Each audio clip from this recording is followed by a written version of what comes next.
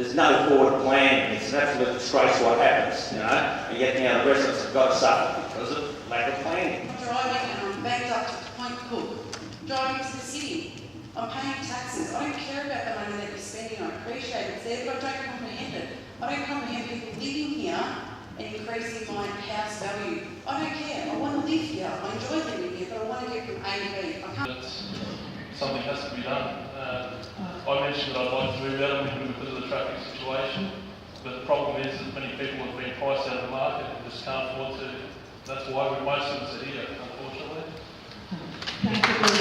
Going down Derrimut Road all the way to Sayers, Doherty, all those roads that have been mentioned tonight, but there has not been any concern made at the narrowness of those roads, and I did hear Mr. Pallas say tonight, Mr. Pallas, that it was going to be duplicated based on priority.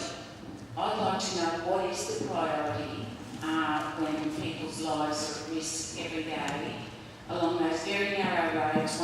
I'm very appreciative of the great plans that have been shown to us this evening.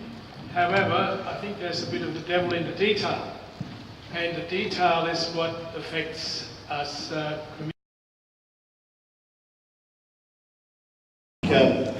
We all recognise that there is enormous growth going on in this community, and planning for it and providing for it is going to be a challenge that befalls both local government and, of course, state government and federal government in many respects. So the first thing I would say is that from a government point of view, the state government point of view, we think we've started to put in place the plans that will get us to where we need to go.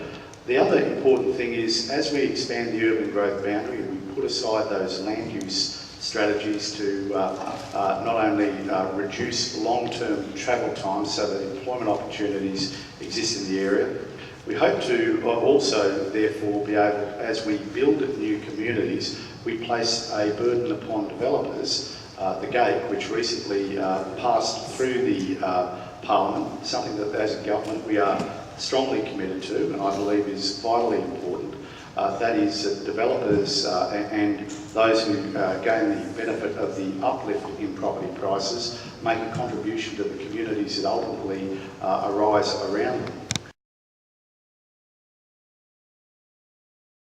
To construct an extra kilometre of third track between Laverton Station and the Altona Loop junction. That'll give trains using the Altona Loop their own dedicated line, as you can see here.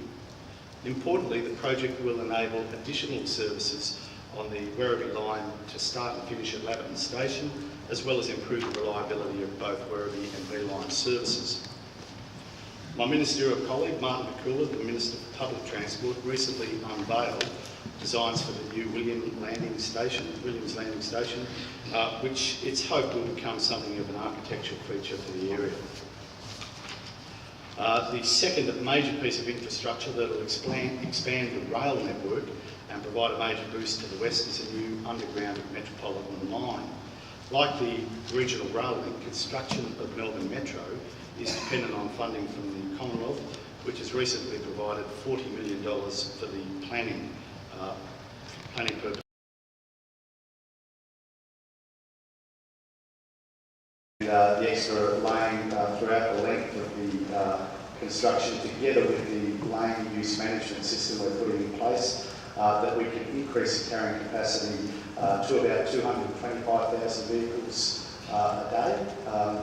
But still, that only buys us 8 to 10 years in terms of excess capacity. So we're going to have to start thinking now about what our long-term plans are.